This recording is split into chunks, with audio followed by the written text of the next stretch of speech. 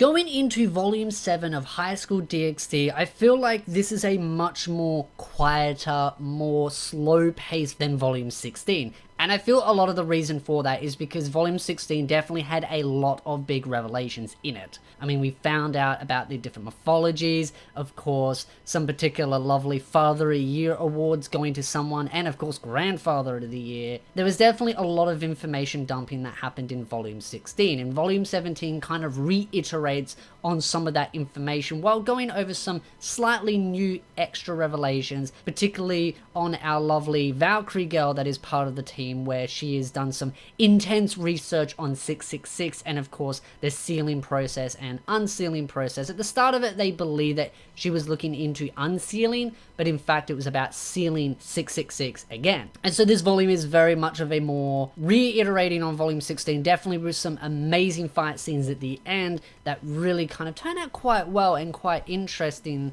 with some interesting hooks in it, mainly because of some characters that get some more fleshing out that aren't part of the main team, like Sonya and of course her team as a whole. It's definitely got some interesting stuff in it. Definitely a lot of politics as well, with the establishments of the Devil Society and how the Devil Society sees each other with the prestige system of bloodline, power, knowledge, etc. And just how some that might struggle gaining their powers or using their powers generally get shunned out pretty quickly. And that this school that's been established by Sonya is used as a way to kind of bridge that and help those in need. It kind of reminds me a little bit of old society and a lot of ancient history, and how the wealthy and the knowledgeable are always seen as the more powerful, when everyone has strengths and weaknesses, and understanding where those strengths and weaknesses are just part of life. And I really love seeing some of the old characters that are very much just sort of background characters, particularly a young boy that was crying at one of Issei's signings that was a big fan of him, and you find out that this kid's actually got a bit of a backstory,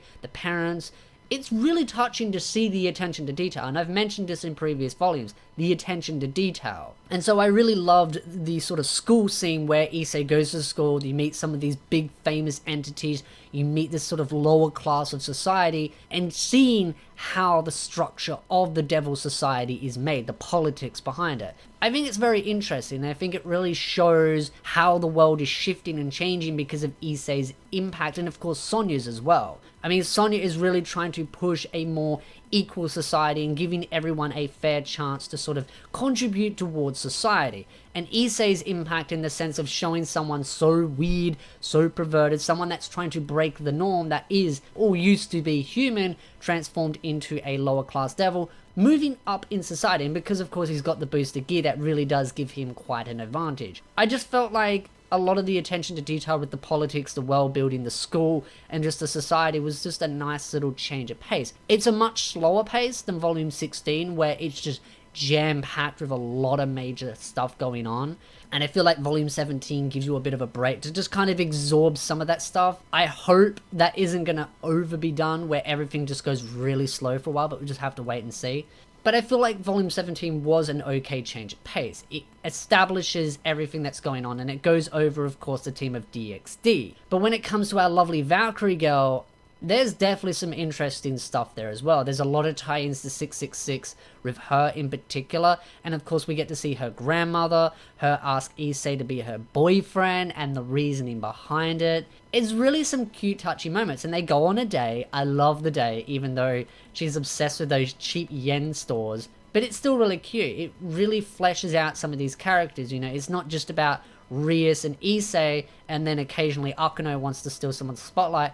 Each of these girls get their own spotlight, and they get their own sort of reoccurring spotlight. You know, they get a little bit of love, then someone else gets a bit of love, and it sort of rotates around, and then they get another touch on. Rather than just giving them one spotlight and then just ditching them to a corner and being a cheerleader squad, I've always enjoyed how High School DxD retouches on them and does it in different ways. Sometimes there's combinations, etc. But finding out some of the backstory, of course, for her grandmother, how she's sort of dealt with her disadvantages when it comes to her magic, her inheritance, her trying to inherit a family line of magic, and just how she's struggled and how she's sort of compensated in learning other things that have done well for her.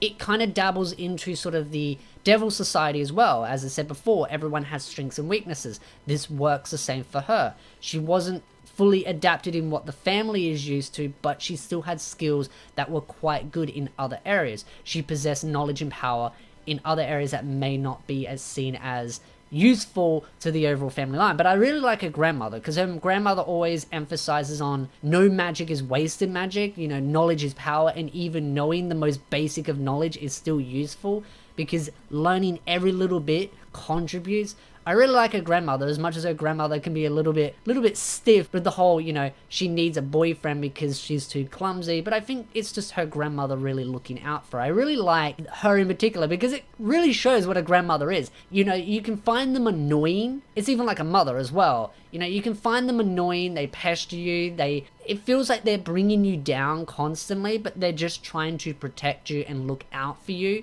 and make sure that you're surrounded by those that are there to help you and bring you up rather than use you and bring you down. So I do really like the grandmother and just some of the fun interactions, and I feel like we might see more of her at some point. I hope we do, because she's fun and interesting. But when getting into a lot more of the stuff with 666, of course, Grafier's brother and the duplicate of Issei's booster gear, there was definitely some interesting fight scenes there. It really shows that Issei definitely has some lacking areas, but there are some things that he really accelerates in. Again, as I mentioned before, weak in some areas, strong in other, and it's all about finding where your strengths and weaknesses are and boosting those. Issei may not be the strongest when it comes to the user of the boosted gear, but he definitely compensates in that by breaking some of the norms and being able to do things that a lot of the others couldn't. And I really love where that goes. I mean, it's good to see Drake come back, the fun interactions. I've always enjoyed Issei and Drake's interactions, and seeing him come back and him really boost Issei's confidence by saying that he is by far one of the best, and getting a good jab at Grafier's brother that was believed to be dead. It's definitely a fun interaction, but of course, I mean, Grandfather of the Year, which I also refer to Father of the Year, mainly because of what he did to, of course, his son, and then, of course, Grandfather. That man is messed up, and there's some crazy stuff in that man's head, and just how far they're going to try and cause this conflict, and just some of the horrible things they're trying to do, like Soul Descent, use these dragons, mutation, just using and manipulating every situation to their advantage, especially with the Mage Society, trying to manipulate them, resurrecting even some of these dangerous legendary dragons. I kind of feel sorry for the team as a whole, but it really adds to the stakes, because it isn't just one villain at a time that they're fighting like most sort of power fantasies, where it's like, oh look, we have this guy to defeat, so we're going to raise the stakes.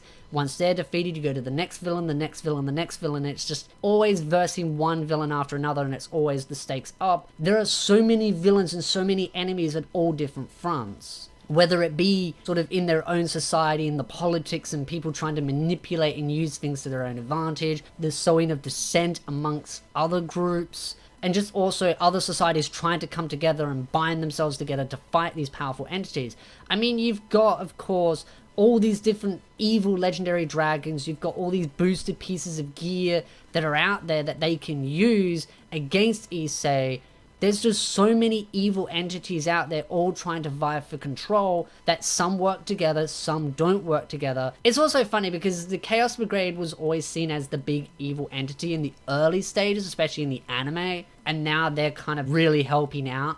But there are still some entities that worked with, of course, the Chaos Brigade that are now part of this even more bigger enemy. So it's kind of like a power vacuum of evil entities that have, not necessarily they were all evil, they all just had different goals in alignment. So I always find it funny that Volley, as much as everyone kind of sees Issei and Volley as this big epic rivalry that's going to fight at the end, I don't really ever see that ever being a big thing. I could see them dueling each other and having a good scuffle just to see who's stronger, but they're not enemies, they're allies. Yes, they want overall different objectives, but I constantly see the argument of people saying, you know, they're arch enemies, but to me, I just see them as two individuals that have very different ways of accomplishing their goals, and they just have different objectives that they want to achieve in their life, and of course they want to strive to be the strongest, so of course they're going to have their own little fun duel. I mean, I haven't read any further than volume 17, as you can see this is a review, but I always find the interactions between them very fun. And the reason why I mention this is because, of course,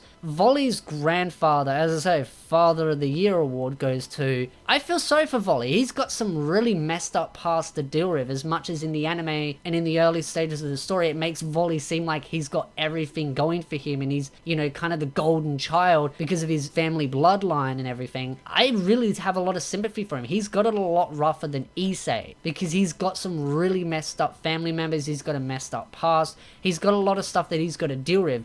And this particular fella, his grandfather, has seriously a lot of problems. I dread it. I can definitely see it's going to be an interesting and fun fight. And them trying to resurrect 666 and the attack on the school, it definitely shows that, you know, all gloves are off. They're going full in. And it's definitely going to be a bit of a gritty and dark fight. Again, for those that have read it, don't spoil for me, but I really do look forward to it, and I hope it kind of maintains the sort of impact that it has so far for some of these volumes, because I've really enjoyed volumes 15, 16, and 17. As much as 16's been a lot slower, I still really enjoy some of the stuff that's going on. I just hope we get to see more of stuff like 16 and 17, where it comes to lots of interesting plot development and some interesting characters. But also, one of the downsides, I'd say, as constructive criticisms go, is that there is definitely a lot of new characters. There's a lot of characters to deal with currently, so sometimes it can be really hard to remember who's who and who's where. So a lot of the time I end up sort of pausing what I'm reading, and I end up looking online just to double check who's who and what they've been in, to just make sure, because there's a lot of names, there's a lot of entities to kind of deal with. And even with Issei's friends and small circle, and even with Sonya's and other groups, it adds up to a large cast. And I don't think it's necessarily a bad thing to have lots of interesting characters and giving lots of development to them, because the writer does give some development to them. I just sometimes think the cast and the groups and the entities are getting so large that it can be kind of intimidating to deal with all these different individuals. But still, nonetheless, I very much enjoy this volume. I enjoy where it's going. I'm interested to see where it's going. I definitely have some more High School DxD content planned, so it's definitely fun, and I'm looking forward to it. I'd love to know your thoughts in the comment section down below. What are your thoughts about this volume? But if you like this video, hit the like button, subscribe for more anime content, and I'll see you, beautiful nerds, in the next video.